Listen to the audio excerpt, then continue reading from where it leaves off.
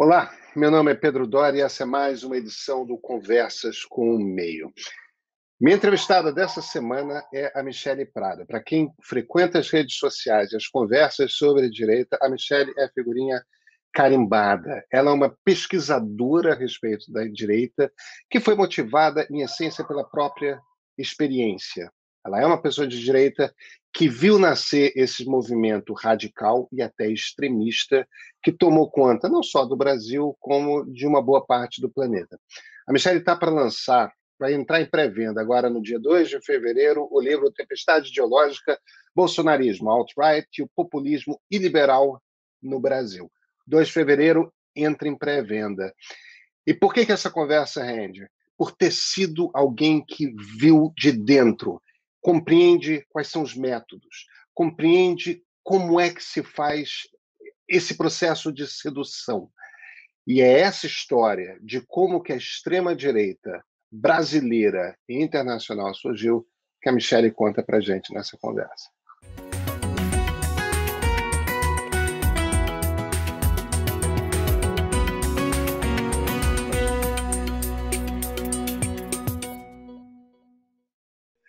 Michele Prado, muito obrigado por ter aceitado essa conversa.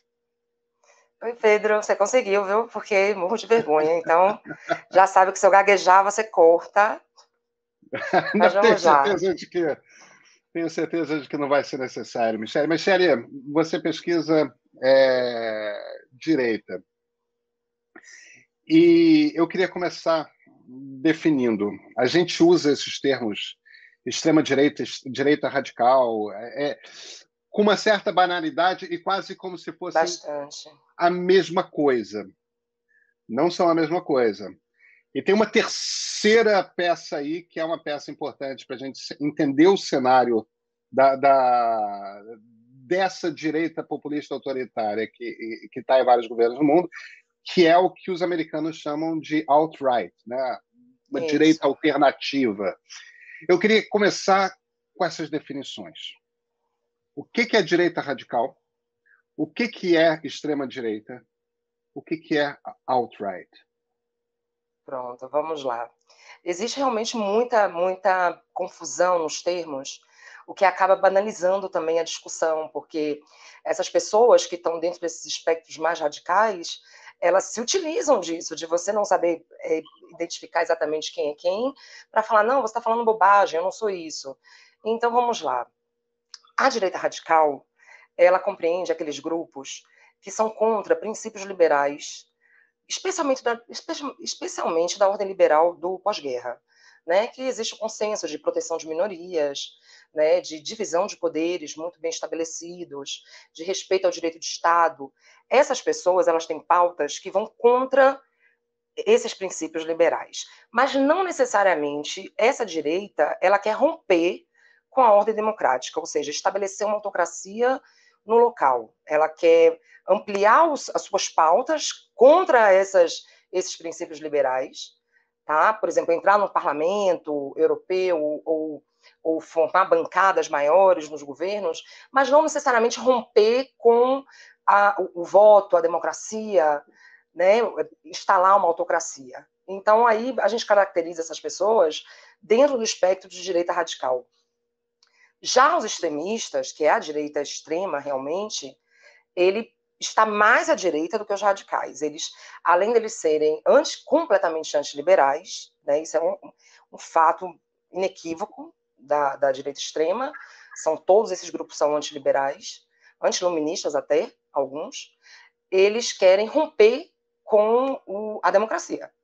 Né? Então, pode até haver o voto, mas os direitos, os princípios liberais, a proteção de minorias, as liberdades individuais, a imprensa livre, não estarão garantidas. Eles preferem um modelo autocrático, né, de governo. Vou dar um exemplo bem claro agora para vocês entenderem melhor.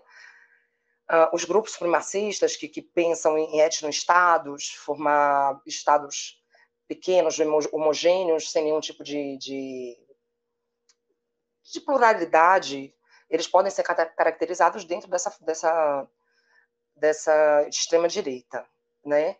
o Salazar, eu tenho visto agora, desculpa até interromper, em menos de uma semana eu vi dois artigos na mídia de direita norte-americana, né, no American Conservative e no First Things.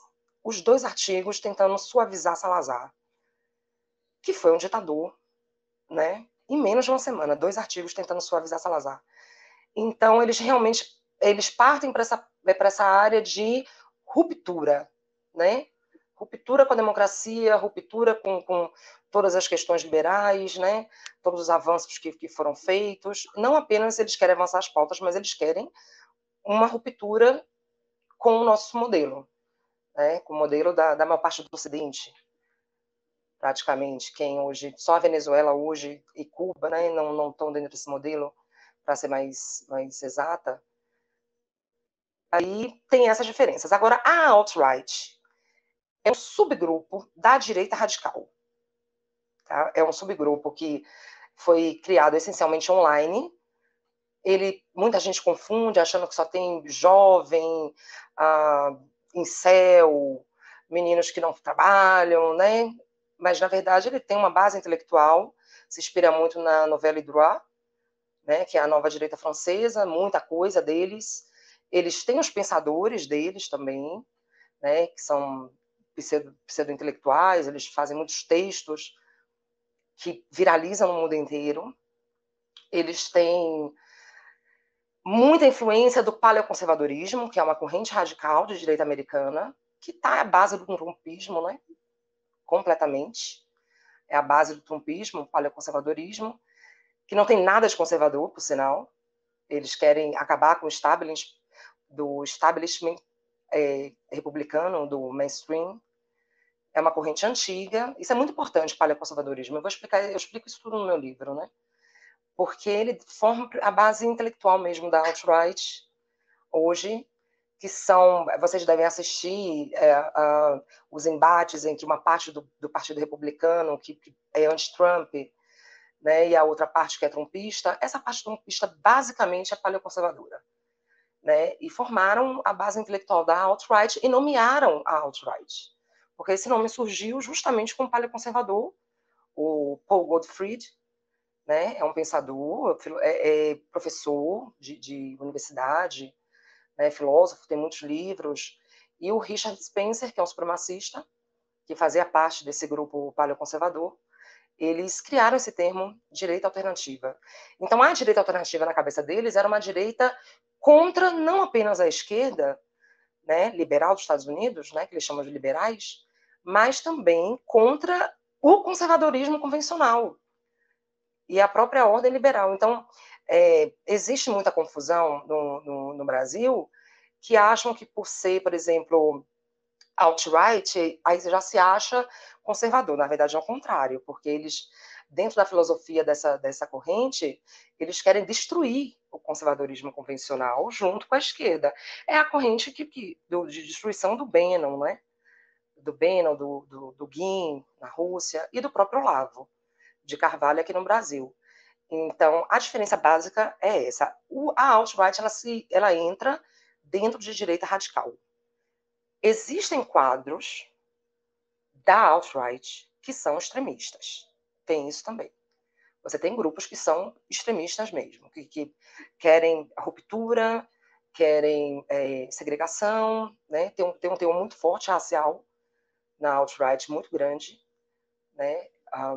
Agora a gente teve muitos exemplos durante a invasão do Capitólio, né? Com Proud Boys, com outros grupos que assustaram algumas pessoas, mas quem estava acompanhando já sabia que cedo ou tarde aconteceria algo desse tipo, porque são grupos radicais, e no caso do Proud Boys é extremista mesmo, não é só radical. Então é isso, Pedro. Deu para entender mais ou menos a miscelânea que é...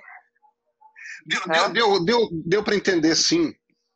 Eu queria avançar, então, um pouco para entender como é que você mapeia esses personagens que são importantes. A gente está numa semana que é uma semana de transição. Primeira semana de governo Biden. Donald Trump não é mais presidente americano. Agora, Ainda bem. o Trump... Bem, o Trump e o Bolsonaro, obviamente, têm uma relação. Talvez seja uma relação de uma só via, mas a relação existe. Né? O Bolsonaro certamente é um admirador de Donald Trump. É um copiador. Um copiador, sim, certamente. Mas é uma cópia, de certa forma, assumida e rodeada de admiração. Ele copia por admirar, né? Ah, sim, sem dúvida. Você encaixa o Olavo de Carvalho em algo semelhante a alt-right?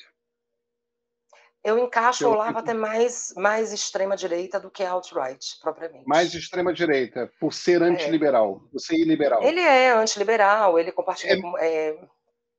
É mais do que iliberal, né? Ele é antiliberal, quer dizer, é uma coisa oposta. E quando a gente está falando de liberalismo aqui, a gente está falando de liberalismo político, a gente está falando essencialmente mais de político até do que econômico, né? Porque isso. Essa confusão toda foi muito criada aqui no Brasil na direita, né? Os liberistas, você deve conhecer o termo, de Melchior, aqueles que se apegam somente às questões econômicas, como se o liberalismo se resumisse a questões econômicas, e na verdade não é. Então, tanto que o Olavo nem liga para essas coisas de liberal, de economia, né? Isso aí foi instrumentalizado, né? Esses neoliberais, pode ser até ser dito assim, porque é uma corrente econômica, eles viram em Bolsonaro uma oportunidade para chegar ao poder, né? E implementar suas medidas mais radicais, porque até mesmo os libertários é uma corrente radical, né? De direita, não é uma corrente do mainstream. Durante muitos anos nos Estados Unidos, o mainstream republicano deixou de lado essas correntes mais radicais, né? Então, pelo que eu estou entendendo do que você está explicando, se você quer apenas cercear direitos de certos grupos que você vê como, de alguma forma, fora da norma, entendeu? A gente está falando de uma norma, de uma sociedade que, idealmente, o homem está no comando, o branco está no comando, o heterossexual está no comando. Em essência, é isso. E pelo que você descreve, é, em essência, a construção de uma ideologia por trás de um movimento como o da Ku Klux Klan. Algo assim. Isso seria direita radical. Agora, se além disso você quer o rompimento do Estado democrático, aí você é de extrema direita.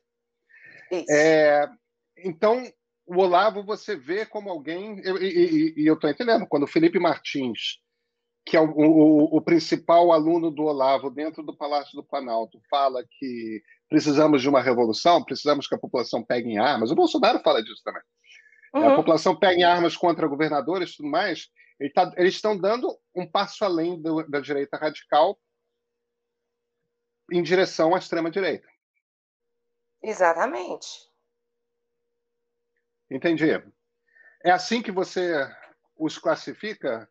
Olavo, Stephen Bannon, Bolsonaro, extrema-direita? Eu encaixo tanto o Olavo de Carvalho como o Felipe G. Martins, que, por sinal, é uma das pessoas mais perigosas que tem no governo, dentro da extrema-direita, porque eles já deram muitos exemplos que eles pensam em ruptura democrática, né, do processo democrático.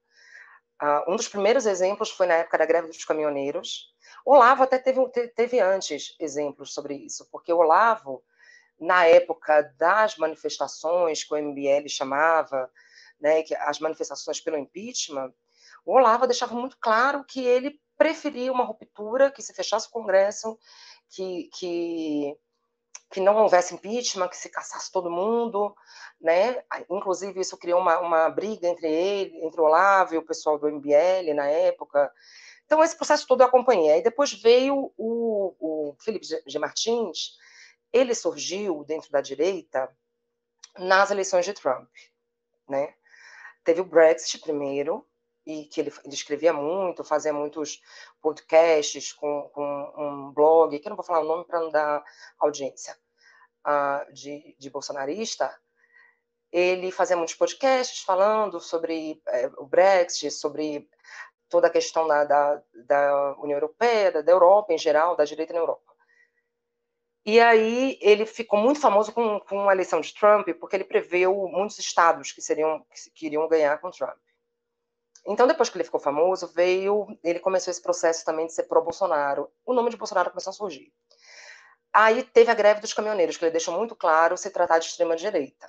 Porque durante a greve dos caminhoneiros, independente do prejuízo que estava sendo causado para a população, para o Brasil, prejuízo econômico, prejuízos até físicos, né, que teve gente que morreu por falta de insumos, que não conseguiam chegar nos hospitais e tal, ele simplesmente queria acelerar, e é uma corrente da extrema-direita, o aceleracionismo, acelerar o caos para que houvesse uma ruptura. Então, ele incentivou bastante a greve para que continuasse, até que houvesse uma ruptura, que de repente os caminhoneiros invadissem o Congresso, que as pessoas apoiassem. Ele fez todo esse processo, né? Incentivando. Ali já era muito perceptível que se tratava de uma pessoa com tendências bem à extrema-direita, e também pelos apoios que ele dava, pelas coisas que ele falava, quem ele apoiava fora do Brasil, na direita, né? Que era Le Pen, que era Orbán, né? Isso também é um ponto muito importante, porque toda essa direita mais radical e extrema de fora do Brasil, europeia principalmente, além do Trump, eles foram amenizados aqui no Brasil, sabe? Por esse pessoal formador de opinião. Porque durante muitos anos eles foram colocando essa direita radical como se ela fosse moderada, né? Como se fosse a verdadeira direita, a direita moderada, a direita que deve ser aceita dentro do debate público.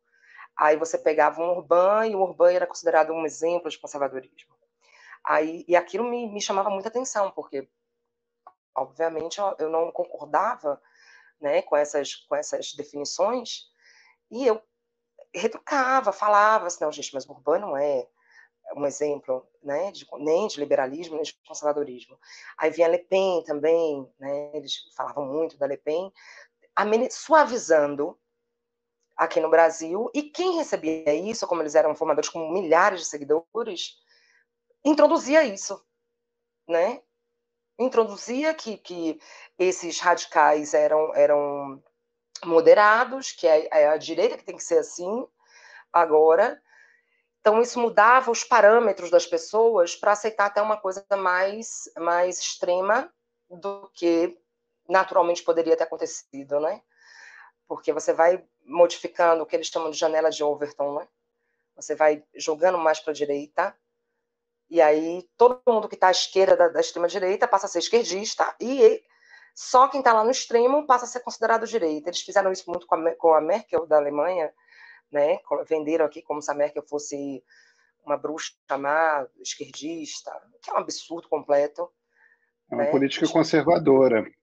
Completamente, que fez parte de todo o CDU, fez parte de toda a reconstrução da Europa, democracia cristã, no pós-guerra. Então, foram muitas mentiras e desinformações, mas, assim, muito... Mas deixa eu te interromper, te peço desculpas. Você citou um termo que é importante. Você citou um termo que é importante para compreender o que está acontecendo. Eu queria que você definisse. Janela de Overton. O que é isso? Então, a janela de Overton é assim. Você tem dentro do debate público, existem consensos, limites que não são ultrapassados, né? Cria-se consensos. Você não fala, por exemplo, sobre suicídio, porque o suicídio ele pode disparar gatilhos, né? Até, usam essa palavra hoje com um conceito errado, mas assim, imitação é o bandwagon effect, né? Um efeito manada.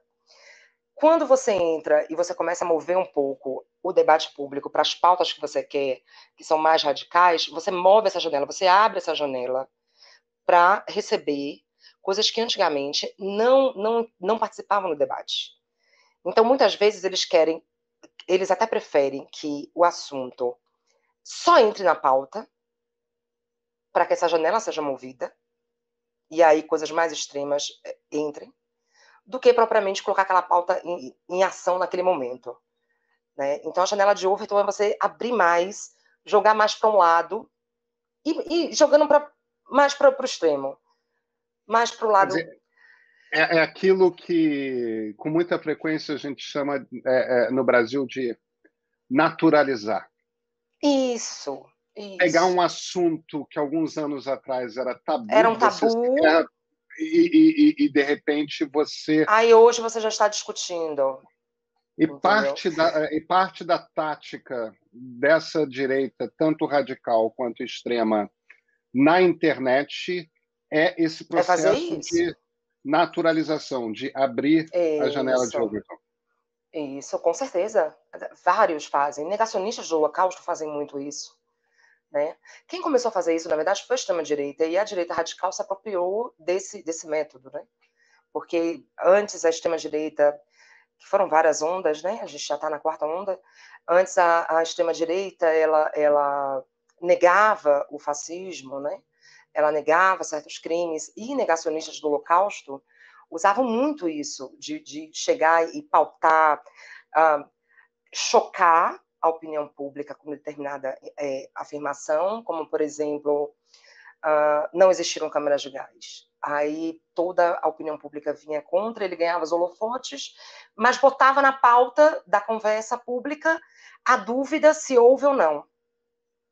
Então, para eles era um ganho isso, né? Você já moveu a janela um pouco mais, já estão se debatendo sobre isso, e em certos países houve até processos, porque em Londres, não sei se você conhece o caso, em Londres, um desses negacionistas, ele falou que não existia, ele mandou uma historiadora provar que existiu. E lá em Londres o ônus é diferente do que no resto em outros países, né? Ela que tinha que provar que existiu, não quem fez o falso testemunho. Então, isso para eles é um ganho muito grande, porque você já abriu a janela, você já está falando sobre um assunto que antigamente era sequer permitido. Né? Você suspeitar de determinadas coisas, como o acontecimento do Holocausto, né? Antes não era nem permitido. Então, essa tática eles usam bastante. E a direita radical, ela pegou também os trolls que surgiram na internet, nos anos 80 ainda, e adaptou, né? O trolling, que é justamente fazer isso. Você choca propositalmente, deliberadamente, você fala algo que choque as pessoas, e aí as pessoas, a reação pública é imediata, né? Aí ganha-se visibilidade, a pauta vai para o debate público, e o que eles queriam foi conseguido, no final. Né? Eles É, é, muito, conseguiram. é muito interessante a maneira como você está tratando isso, porque me remete ao Steven Levitsky, quando ele descreve o Uhum. processo de como as Como democracias as morrem. democracias morrem. Exatamente, que a maneira como ele faz o desenho da tomada por iliberais ou por antiliberais de um governo, esses autoritários populistas que tendem a ser de direita hoje em dia, embora você sempre tenha casos Já como o teve. Erdogan na Turquia, que é um perfil mais religioso do que ideológico, ou então o Chávez e o Maduro na Venezuela, que são perfis de esquerda, mas Sim, a maioria, sim. a maioria deles são de direita hoje, né? Hoje a maioria De, são. de, a maneira como o Levitsky descreve é o sujeito eleito no primeiro mandato. O que ele faz no primeiro mandato é chocar as pessoas o tempo todo, até que ao final de 4 anos as pessoas estão acostumadas com Anestesiadas. anestesiadas. Quando essa figura é reeleita para o segundo mandato, o Trump é o primeiro que não é reeleito dessa geração de populistas É autoritários. verdade. A tendência é eles ficarem mais de um mandato. Pois é, quando eles são reeleitos, eles usam o segundo mandato para começar a desmontar as estruturas da democracia. Aí Por vai lá dentro. e tira poderes do parlamento, ou então aumenta o número de ministros na Suprema Corte, ou então pega uma polícia federal e deixa ela imediatamente subsidiária sob o comando do presidente e não mais sem o traço de impessoalidade que uma democracia exige. Quer dizer, eles vão. Mas isso é no segundo mandato. O primeiro mandato eles usam para usar os termos que você está usando para trollar. É. Para, em essência, desensibilizar as pessoas que começam a achar que esse radical é normal. O Isso, processo é esse, isso. né? Isso. Porque você vai ampliando, e às vezes as pessoas nem sentem, nem percebem, você vai ampliando os limites de tolerância, né? Você amplia esses limites de absurdo. Você, o que antes não era considerado tão grave, ou era considerado muito grave antes, eles dão um passo, aí as pessoas falam, depois para, nenhum tipo de punição ocorre, eles depois dão um passo maior, então você está ampliando o seu limite de aceitação daquele assunto, daquela pauta, daquele comportamento, né? Você veja, no primeiro dia de governo, no primeiro dia, no dia da posse, durante o desfile, eu fiz um texto comentando sobre o Carlos Bolsonaro no fundo do carro, né? Que era um absurdo completo. Eu fui tão xingada, e aí eu fiquei pensando, eu falei, como pode eu ser linchada por uma obviedade, né, que é uma evidente mistura do público com o privado, que não era nem para a primeira-dama ter feito o discurso, e nem para o filho do presidente estar no fundo do carro. Mas, no entanto, muita gente achou muito normal, né? Algo que é completamente fora do sentido de divisão de poderes, de respeito à coisa pública, né? Mas muita gente achou normal. Então, ali achou normal no primeiro dia da posse. Quando o Carlos passou a influenciar diretamente o governo, inclusive usando as redes sociais, já estava normalizado, Pedro, a interferência, sabe? Então, são pequenas coisas que foram acontecendo e foi se normalizando, foi se abrindo, ampliando esse espaço de perversão democrática, foi se ampliando e as pessoas foram aceitando sem muita objeção, sabe? É muito interessante porque em todos os países que têm populistas isso acontece, né?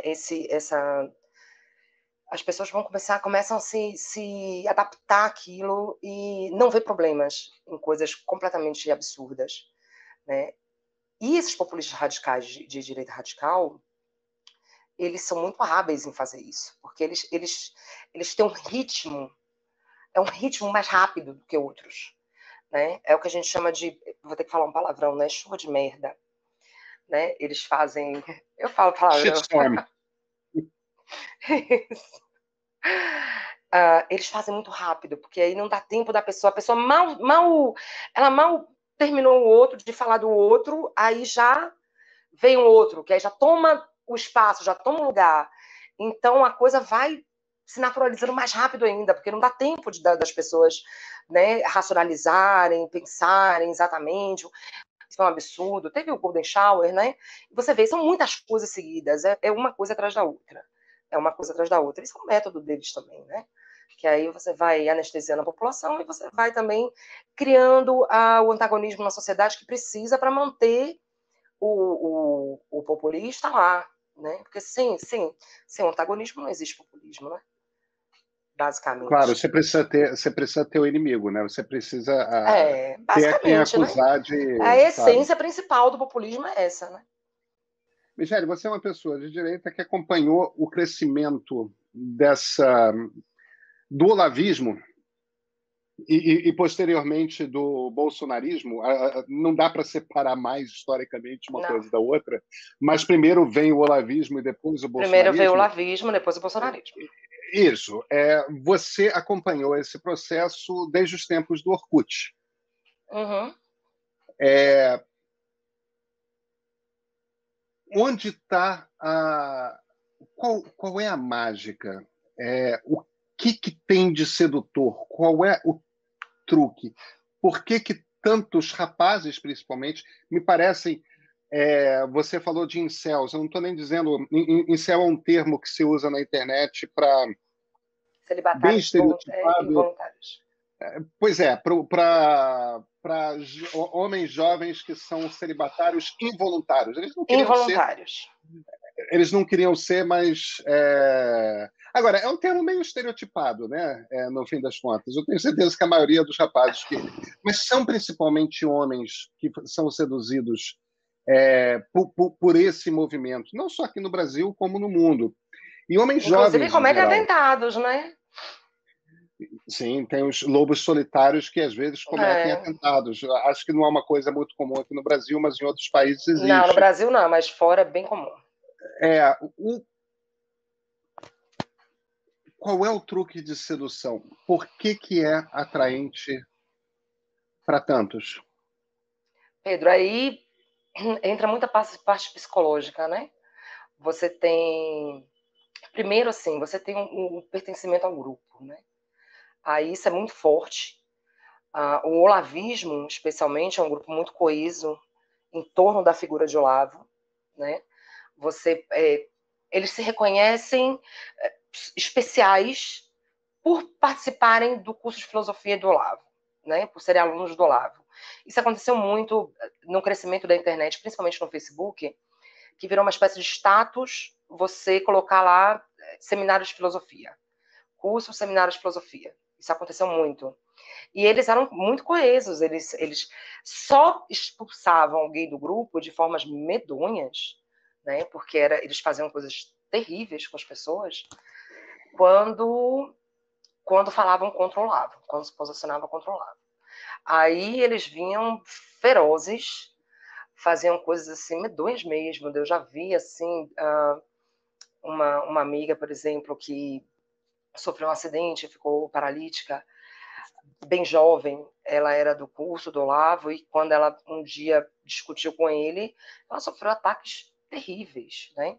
Inclusive falando da condição dela física, né? Então eles eram muito cruéis e ainda são. E só que eles participavam desse grupo, isso era muito bom. E tem uma outra coisa que o Olavo faz, que é fazer a pessoa parecer melhor do que ela é, se sentir melhor do que ela é. Né? Quando ele fala assim, ele fazia as ideias, não sei se você já escutou o Throughout Speak e alguma aula dele, ele faz aquela pessoa se sentir uma elite cultural, uma pessoa muito inteligente, uma pessoa que vai modificar o Brasil, uma pessoa que é muito melhor do que os outros são analfabetos. Você que faz o meu curso é que é o esperto, que sabe escrever, o que sabe pensar, o que sabe raciocinar. E isso dava naquelas pessoas, né, dá ainda, a sensação de que eles são invencíveis, né? E que eles são muito especiais. Então, eles continuam presos lá, eles não saem.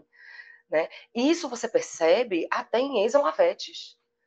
Eles fazem a crítica ao Olavo, mas é sempre uma crítica muito sutil, nunca é uma crítica muito forte, né? Nunca, é sempre uma crítica, mas veja bem, né? Mas o Olavo falou certo isso. E eles têm também esse sentimento de superioridade intelectual, né? De snobismo intelectual. O que é interessante é que, estudando, fazendo essas pesquisas, eu estudei, talvez até você se interesse por esse livro, sobre uns grupos romenos no entreguerras, e aí foi criado uma elite cultural, um grupo, né, que se propunha a fazer um renascimento cultural da Romênia, chamada Criterion. E tem muitos filósofos que depois participaram da Guarda de Ferro romena, viraram fascistas, de fato.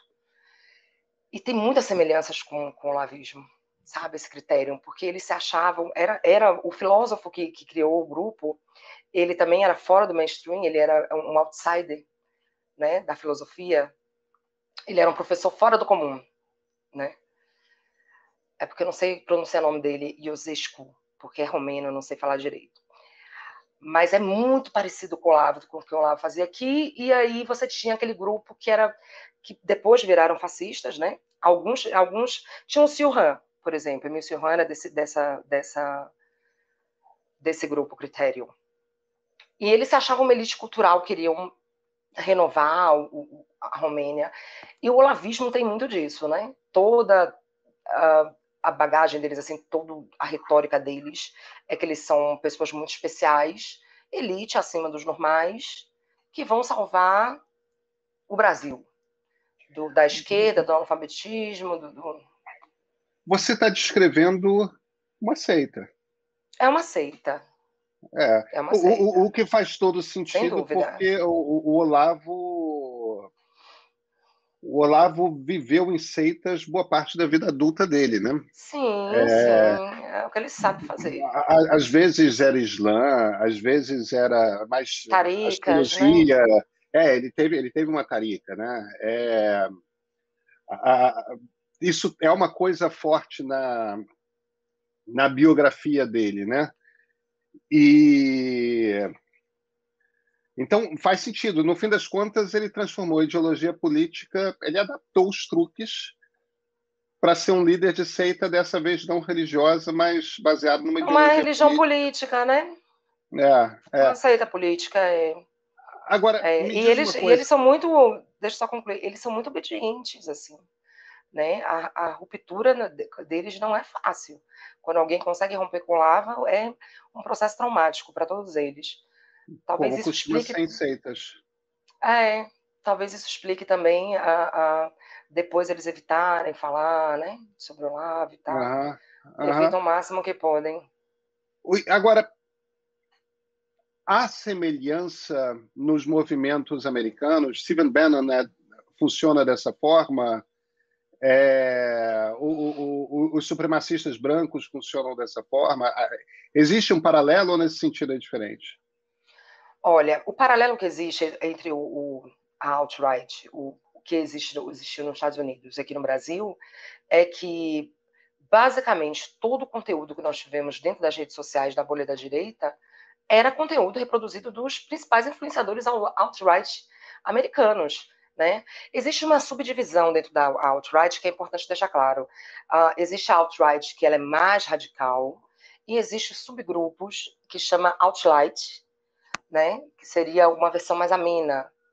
Que aí entra o Paul Joseph Watson, entra o Milo, que foi muito reproduzido aqui no Brasil nas redes sociais por todos esses influenciadores, todos, inclusive os que hoje são antibolsonaristas. Todos eles compartilharam esse tipo de conteúdo aqui no Brasil, que ajudaram bastante no processo de radicalização, inclusive isso porque eram todos esses conteúdos que a gente recebia, né, como exemplos de conservadorismo, a linguagem, a retórica bem beligerante, né, contra a esquerda, os memes, né, toda a parte memética foi completamente toda inspirada nos Estados Unidos, na alt-right. Você sabe que a alt-right, esse formato, ele influenciou eleições em outros lugares do mundo também, não foi só no Brasil, né, esse formato. Depois eu posso passar o link para você colocar, mas tem uma entrevista do próprio Felipe G. Martins, antes dele fazer parte do governo, de 2017, essa entrevista, onde ele menciona a alt-right como um fator importante, tanto na vitória do Trump, como ele fala que essas pessoas estavam criando perfis falsos com identidade francesa para interferir nas eleições europeias de 2017 a favor da Le Pen. Né? Então, é um fenômeno que atua em outros países também. Né? O Breitbart, que é a mídia da alt-right, podemos dizer assim, alt-right, né? Que eles não são radicais, mas não são extremistas. O Breitbart abriu escritórios em vários países com o intuito único de interferir nas eleições e criar a revolução populista, né? Radical. Então, aqui no Brasil, tudo que a gente recebeu dentro da bolha da direita, e eu vi isso, porque eu vivi isso, né, todos esses anos, foram esses conteúdos, entendeu, Pedro? Foram esses influenciadores, foi essa linha de pensamento, foi tanto que algumas pessoas sempre se assustaram assim, mas por que o brasileiro está querendo torcer para Trump, né? Ficou meio confuso uma época, né? Ninguém conseguia entender por que tanto brasileiro falando no Trump, falando no Brexit. Porque a gente recebia esse conteúdo, né? Dentro da direita, a parte de informações, de conversas, de mídia, era em torno desses conteúdos da alt-right que chegava para a gente. Né? Então, você recebia muita coisa disso. Você recebia o PEP, o sapo, o Red Pill, né? Que é o Red Pilado, a pílula vermelha, não sei se você conhece, que é uma... Eles usam bastante isso, né? Que é você... Isso tem um efeito muito grande nas pessoas. É uma metáfora que vem do filme Do Matrix, Matrix. né?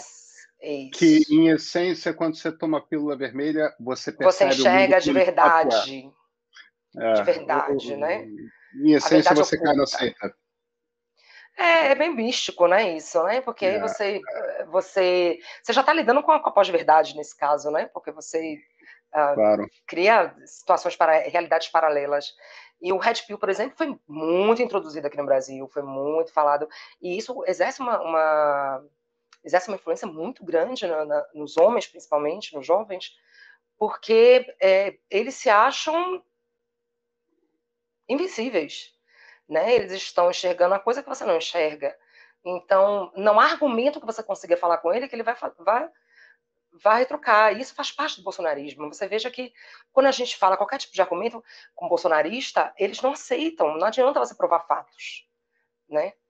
Porque na cabeça deles, eles estão enxergando a verdade. Eles foram redipilados, né? Nós estamos mentindo, a mídia mente, a imprensa mente, todo mundo mente, mas eles foram redipilados, tomaram a pílula vermelha, e aí eles agora enxergam o que a gente não vê. Então, quando a gente vai explicar fato, e os fatos desmentem eles, mesmo assim eles não aceitam. Isso age bastante neles, né? A gente tem prova agora com a pandemia, né? Que a gente está enfrentando todo esse processo bizarro. E, então, em essência, quando surgiu o nome do presidente Jair Bolsonaro, já existia um movimento em busca de um líder, né? Já, já, com certeza. Já existia todo esse conteúdo sendo compartilhado, já existia. Uh, existia, por exemplo, a Lava Jato. Eu vejo muita gente falar da Lava Jato como se a Lava Jato tivesse sido fundamental na eleição do Bolsonaro, e não foi tanto assim. Tanto não foi que, quando houve a ruptura com o Moro, você vê que a popularidade, a base de apoio de Bolsonaro pouco mudou, né? Nesse caso. O principal era que era a cultura, o caldo cultural, que estava se esperando alguém que derrotasse o PT. Isso foi muito importante, né? O antipetismo teve muita influência nisso. Talvez a maior parte da influência tenha vindo daí. E a outra foram essas correntes radicais que entraram e que aí viram em Bolsonaro o nome correto, o anti-establishment, subversivo, né? Politicamente incorreto, que aí poderia fazer tudo, falar tudo, e as pessoas iriam se vingar, de repente, né, da esquerda.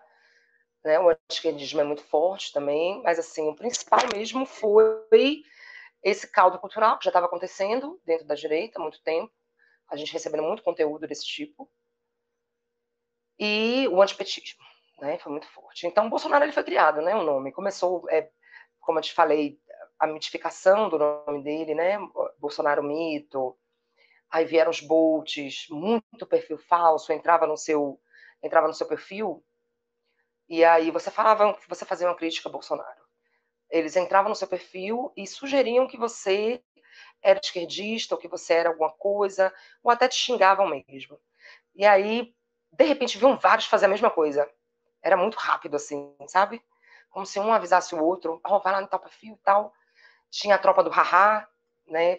Que você já deve ter, muitos jornalistas devem ter sofrido com a tropa do haha, que era, você postava uma coisa, eles vinham em massa dar risadas no seu post para poder desmerecer aquilo que você falou. E isso tinha grupo, né?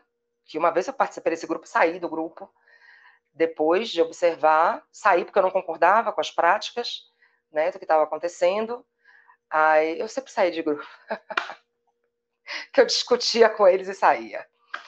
Aí eles faziam muito isso, né? Iam em grupo. Essas coisas aí já é o trolling, né? O assédio online aconteceu muito, o processo todo. E foi calando as pessoas, sabe, Pedro? Foi calando as pessoas. As pessoas passaram a ter medo de falar, né? Contra Bolsonaro, as pessoas passaram a ter medo de se posicionar, de falar o óbvio sobre Bolsonaro. As pessoas pararam. Especialmente os formadores de opinião, sabe? Quem tinha muita influência, tinha muito receio de falar contra Bolsonaro. Ou por medo de perder like, ou por medo de perder seguidores, isso contou muito para eles também. Eu acredito nisso, né? Eu acho. Eu percebia que assim mesmo, as coisas assim absurdas e e mesmo assim se criava um mito. Eram coisas absurdas. Por exemplo, Bolsonaro é um mito anticorrupção, né? Ou é um mito liberal. Gente, Bolsonaro tem 30 anos dentro do parlamento, né? Então eram coisas que não se encaixavam, sabe? E mesmo não se encaixando, não havia dentro dos formadores de opinião quem se posicionasse e falasse: olha, isso não faz nenhum sentido lógico. Com exceção do Andreasa, e é preciso fazer esse parêntese de novo, a maior parte se adaptou ao Bolsonaro como nome para representar a direita, né? Então, e isso acabou galvanizando também bastante, né? A eleição dele, porque se até pessoas que eram teoricamente moderadas estavam apoiando ainda no primeiro turno, isso é importante também ser dito, e antes da facada já estavam apoiando a eleição do Bolsonaro como representante da direita, significa que tudo estava legitimando, né? Então, legitimaram, de fato, a candidatura dele. Cada um com seus objetivos, né? Também, claro. Eu não sei quais eram os objetivos de cada um, as agendas de cada um, né? Agora, mas Michele, isso aconteceu muito. Me desculpa, deixa eu te interromper, porque eu queria agora a gente trazer para esse momento que a gente está vivendo agora. A gente já falou sobre Donald Trump. Donald Trump perdeu a eleição. Ele está... Eu rio porque é involuntário. Não, tudo bem, não tem problema. Eu acho que boa parte do mundo considera isso uma boa notícia também, não tem nenhum problema. Donald Trump perdeu a eleição. Isso não era Felipe Martins, a gente estava falando dele, tinha certeza, tinha suas previsões infalíveis de eleição, que ele ia ganhar não sei quantos estados, tudo mais. O problema é o seguinte, eles podem até fazer internamente o discurso houve fraude eleitoral, na verdade o Felipe Martins previu tudo certo, só que como é que você lida com o fato de que os democratas roubaram alguns bilhões de votos? Porque tem que ser nesse nível, o nível da fraude, né? Eles não trabalham da realidade. Não, eu sei disso. Eles mentem para construir uma realidade paralela e enfiar essa realidade paralela para os seus seguidores. E cola. Cola. Só que tem um momento ali que a realidade é que Joe Biden é o presidente dos Estados Unidos. Então, Bolsonaro já está tendo de lidar com o fato de que ele está perdendo imensamente popularidade porque não tem uma vacina, e um dos motivos pelos quais a vacinação está atrasada é porque ele passou os últimos 2 anos hostilizando a China como favor do Trump. E aí os chineses estão usando a burocracia deles, não estão atrasando para mais ninguém vacina. Só os insumos para a vacina brasileira que estão atrasados, porque a burocracia é um pouco lenta, sabe como é que é país comunista e tal. Eles estão...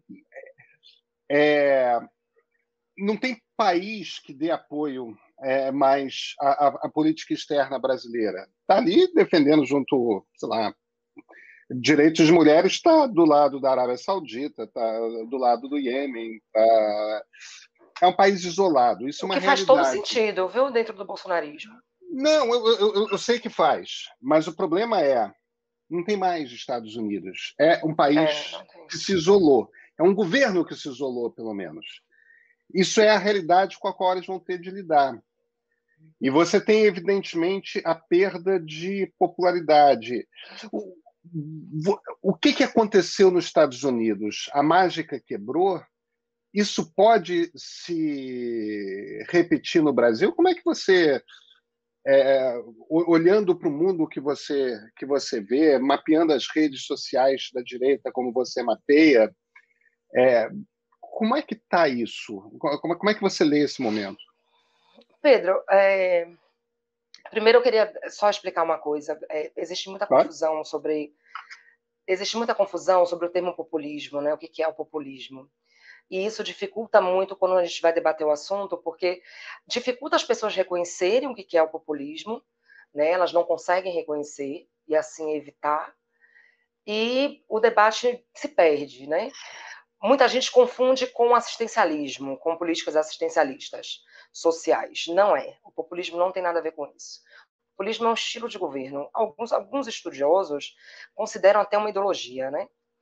Mas é mais um estilo de governo, é uma retórica, é um comportamento que antagoniza a sociedade, que coloca o povo contra uma suposta elite global, uma elite má, ou de repente uma elite racial, né?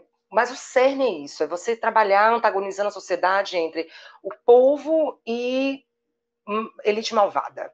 E que o populista é o líder salvador, né? É o líder que ouve e que expressa a vontade geral do povo. Então, isso é o populismo, não são políticas assistencialistas, não é renda emergencial, por exemplo, porque quando Bolsonaro surgiu com a proposta da renda emergencial, os parlamentares surgiram com a proposta da renda emergencial, muita gente utilizou o termo populismo como se isso fosse populismo, mas não é. Então, só deixar claro aqui para a gente poder trabalhar o debate dentro dos conceitos corretos, né, do assunto. O Trump é um populista, assim como o Bolsonaro é um populista. Ambos radicais. Quando o Bolsonaro fala, quando o bolsonarismo fala que as universidades, os jornais, as artes estão todas tomadas pelo marxismo cultural, essa é a isso elite é malvada que ele está combatendo. Enquanto que ele representa o povo contra essa máquina que manipula. O Trump chamava de Deep State, né? O Deep Estado State, profundo. o Trump falava nisso. Contas, e depois até influenciou nas teorias, né, do Cannon, que é o Deep State, que Trump está contra o Deep State, que tem pedófilos, né, essas teorias conspiratórias delirantes. Então, o Trump é um populista, e a política externa do Trump vai de encontro também dentro do mesmo conceito da política externa bolsonarista, né? Porque é preciso que se entenda que no governo hoje no Brasil, nós temos pessoas de extrema-direita que são antiliberais. Tá? Existe o Paulo Guedes com a proposta de liberalismo econômico, né, de privatização, mas a essência do bolsonarismo, do núcleo do governo Bolsonaro, é antiliberal, e eles pensam desta forma. Então, quando você vê, por exemplo, Bolsonaro sem querer fazer, sem aceitar as recomendações da OMS, né, a gente pensa, nossa, que absurdo, mas é exatamente o que se espera do bolsonarismo, porque eles são contra agências supranacionais. Né? Eles são contra essa ordem liberal do pós-guerra de interdependência dos países. Né? Eles são contra isso. Então, quando eles recusam uma sugestão da OMS, uma sugestão da Unicef, uma sugestão da ONU, eles estão simplesmente seguindo o roteiro deles, porque eles não acreditam nisso. Né? Eles querem acabar com essas agências, na verdade, o sonho deles é acabar com a União Europeia, acabar com tudo que faça, que ligue os países para serem mais interdependentes e evitar conflitos. Né? Então, tem que ter isso em mente para a gente entender o que é a política externa do bolsonarismo e o que é o governo bolsonarista também. Então, durante a pandemia, isso ficou muito evidente, né? Todo mundo se assustou, mas era esperado que eles não fossem escutar nenhum tipo de sugestão da ONU, a própria negação da pandemia, do vírus, porque a OMS falou, então não é verdade. Então, tudo isso é a mentalidade, é o imaginário deles. Né? E Trump é a mesma coisa. Aí a gente tem outros agentes, como Putin na Rússia, né, que é antiliberal também, e que pretende exportar o modelo antiliberal para o resto do mundo. Né? Já que ele não quer a democracia liberal dentro da Rússia, que então todos sejam liberais como ele.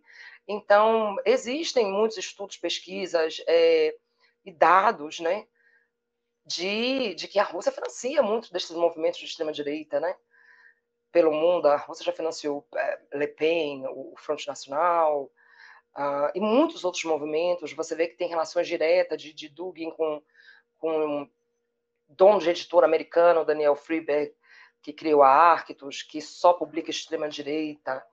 Então, você tem toda essa interconexão de populistas que são antiliberais.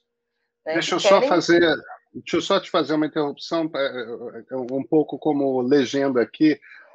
O Dugin, o Alexander Dugin, é Alexander, né? O prenome dele. Isso, isso. Alexander Dugin é o Olavo de Carvalho de Vladimir Putin, é o ideólogo, é o É, ideólogo do Putin, né? é. O Putin é mais inteligente do que o Bolsonaro, né? Bem mais, né? Então, ele não se baseia só num Alexander Dugin, né? Ele tem outros filósofos tradicionalistas também que ele usa, mas é mais complexo porque é filosofia e tal, não é muito a minha praia, mas ele tem o Dugin como conselheiro, né, que ele criou a quarta teoria política. Ele tenta misturar o nazismo com o comunismo, é uma coisa absurda, uma coisa muito, muito, muito inacreditável. Tem células aqui no Brasil de esquerda, né? A Nova Resistência, por exemplo, é de esquerda, tem até uma corrente do PDT, se eu não me engano, que é dugnista, né? É uma Bem, coisa é que eles são maluca, né? nacionalistas, né? É, Ultranacionalistas. aí entra na verve nacionalista, estatista, e se você Isso. Então, radicaliza, encontra.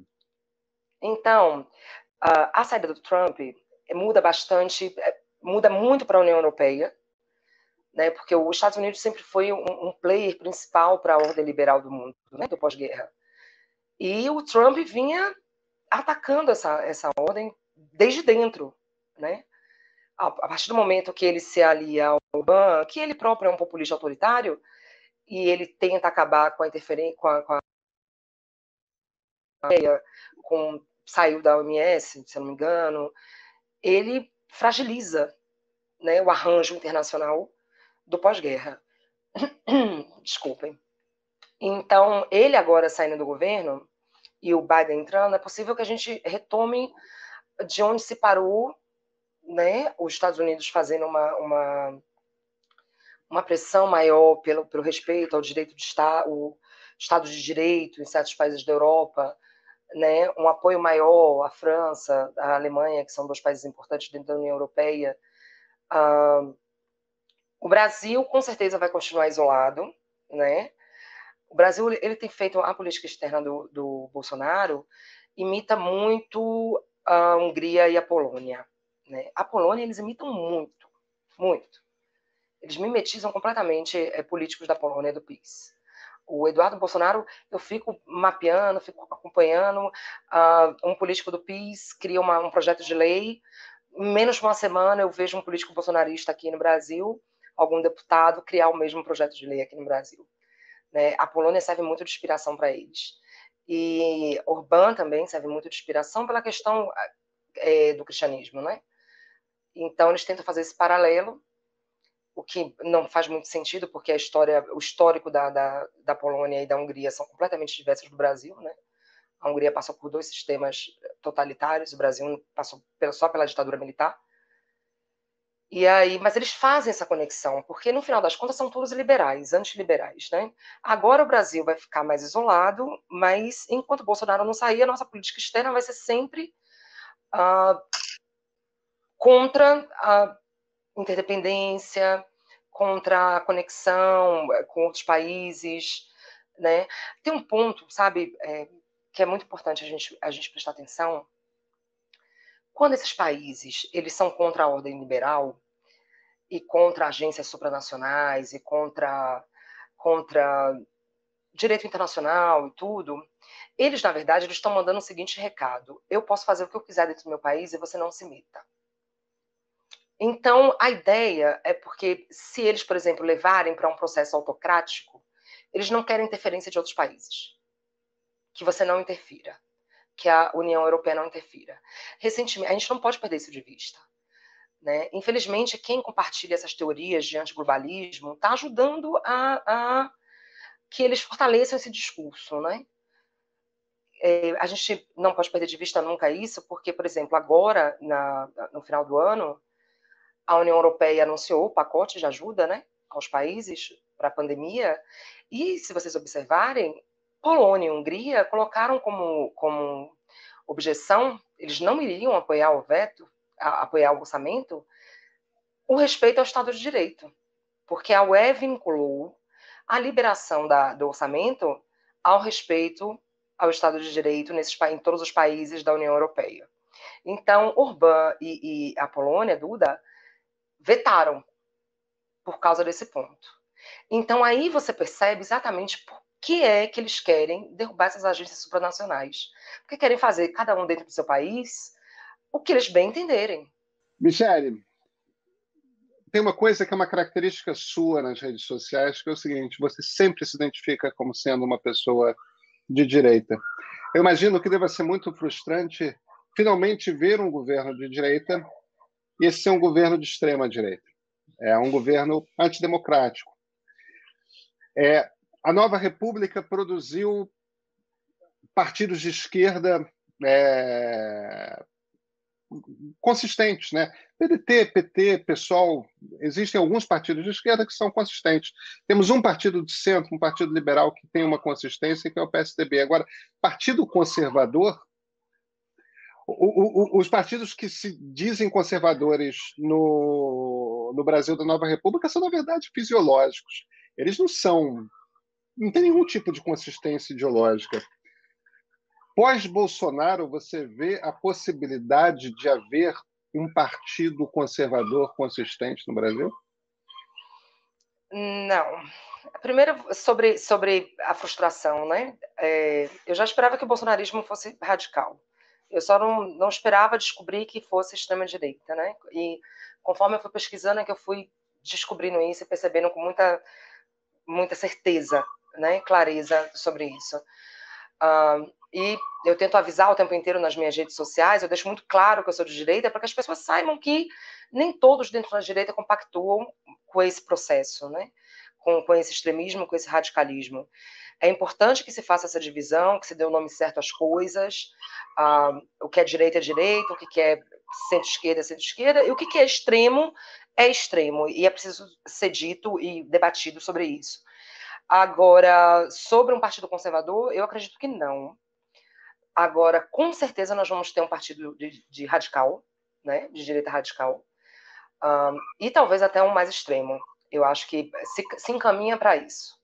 Né? Haverá um partido de populista radical, liderado provavelmente pelo Bolsonaro, pelo filho dele, o Eduardo, disso eu não tenho a menor dúvida, e que vai, se já não começar dentro dessa categoria de extremo, ele vai começar como direita radical e depois vai passar para o extremismo, né?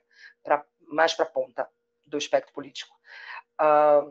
No Brasil, talvez acho que o DEM seria um partido que a gente pode considerar mais à direita, mas não é um partido de costumes, de pautas assim socioculturais, né? Como querem os conservadores daqui. E os conservadores daqui querem esse tipo de pautas, porque também é o que tem sido recebido e que tem sido discutido nas redes sociais da bolha da direita. Então vai ser muito difícil a gente sair dentro dessa radicalização, até porque na direita moderada todos esses conceitos são compartilhados ainda, né? Os pensadores antiliberais são compartilhados, as teorias de elites gerenciais são compartilhadas, as teorias antiglobalistas são compartilhadas, como se isso fosse algo moderado, como se isso fosse algo benéfico. Então, quem está recebendo hoje o conteúdo da direita, dentro da bolha da direita, está recebendo esse conteúdo que vai levar à radicalização do mesmo jeito.